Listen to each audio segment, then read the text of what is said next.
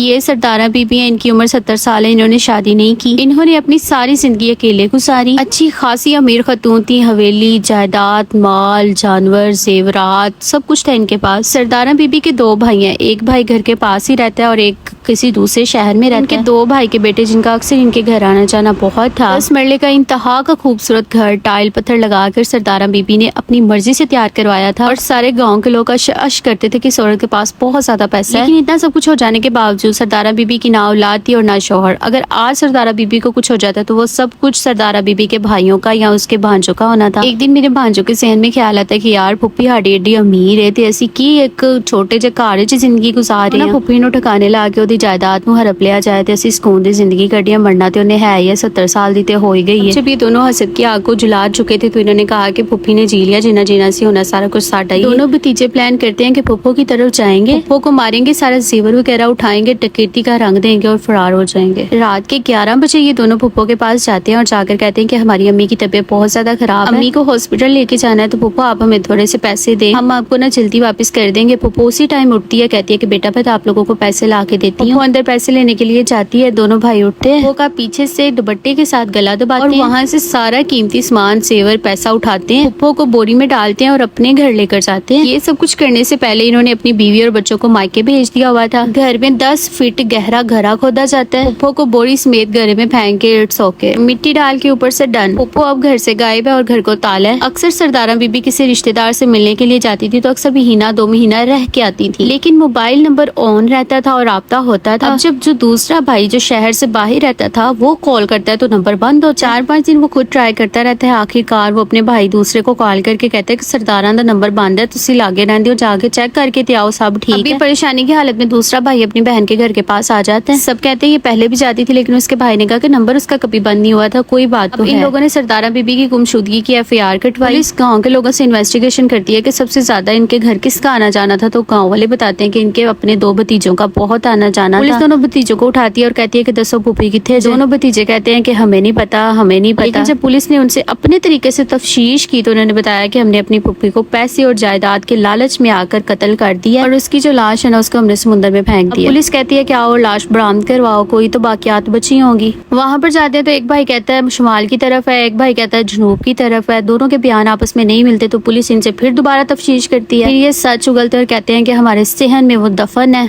इन सारे मामले में 6 महीने गुजर जाते हैं तो सरदारा बीबी की बाकियात को देखा जाता है और इन दोनों को सख्त से सख्त सजा अदालत सुनाती है। क्या 70 साल की उम्र के बाद इंसान को जीने का हक नहीं है? अगर किसी के पास जायदाद का कोई वारिस नहीं है तो क्या ये उसका गुनाह है?